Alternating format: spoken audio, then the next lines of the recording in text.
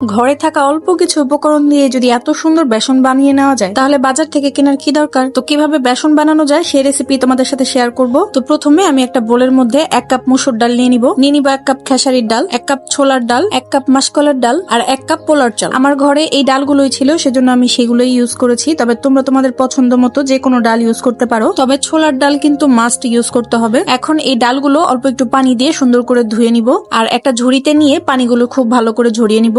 এখন 3-4 দিনের জন্য আমি এটাকে রোদে শুকাবো। তোমরা চাইলে ওভেনে ড্রাই করে নিতে পারো। ডালগুলো খুব সুন্দরভাবে ড্রাই হয়ে গিয়েছে, এখন এগুলো ব্লেন্ডার করে নিব। আমি অল্প করে বানিয়েছি সেজন্য ব্লেন্ড করছি, তবে তোমরা যদি বেশি করে বানাও তাহলে কিন্তু মেশিনে গুঁড়া করে নিতে পারো। তো ব্লেন্ড করার পরে এগুলোকে চেলে নিতে হবে। চেলে নেওয়ার পর যে আস্ত দানাগুলো বের হবে সেগুলো সেকেন্ড টাইমের জন্য ব্লেন্ডার করে নিব এবং সেগুলো ভালো করে চেলে নিব। সবগুলো চেলে নেওয়ার পর এরকম মিহি দানার একটা বেসন পাবো। এই বেসনটা কিন্তু তোমরা 6 মাস পর্যন্ত স্টোর করে ইউজ করতে পারবে। তো এই বেসন দিয়ে আজকে আমি বেগুনি আলুর চপ বানাবো, সেজন্য একটা বাটিতে 1 কাপের মতো বেসন নিয়ে নিব। দেন এর মধ্যে দিয়ে দিব সামান্য লবণ, অল্প একটু বেকিং সোডা, দিয়ে দিব পেঁয়াজ গুঁড়া, আদা গুঁড়া, রসুন গুঁড়া, শুকনা মরিচ গুঁড়া, দিয়ে দিব কয়েকটা আস্ত জিরা আর দিয়ে দিব গরম মশলা গুঁড়া। অল্প অল্প পানি দিয়ে একটা ব্যাটার গুলিয়ে নিব, খুব বেশি পাতলাও না খুব বেশি ঘনও না, এরকম একটা ব্যাটার বানাতে হবে। দেন এর মধ্যে দিয়ে দিব গরম তেল, আর আমি কিন্তু এর মধ্যে কর্নফ্লাওয়ার ইউজ করেছি। কর্নফ্লাওয়ারটা ইউজ করলে অনেকক্ষণ পর্যন্ত বেগুনিগুলো মুচমুচে থাকে। এখন বেগুনিগুলো একটা একটা করে গরম তেলে দিয়ে দিব আর গোল্ডেন ব্রাউন করে ভেজে নিয়ে একটা প্লেটে উঠিয়ে রাখবো। তো দেখলেই তো কত সহজেই আমি বাসায় বসেই বেসন বানিয়ে ফেললাম। ভিডিওটি ভালো লেগে থাকলে লাইক, কমেন্ট এবং শেয়ার করে দিও। দেখা হবে নতুন কোনো ভিডিওতে, সে পর্যন্ত সবাই ভালো থাকবে, টাটা।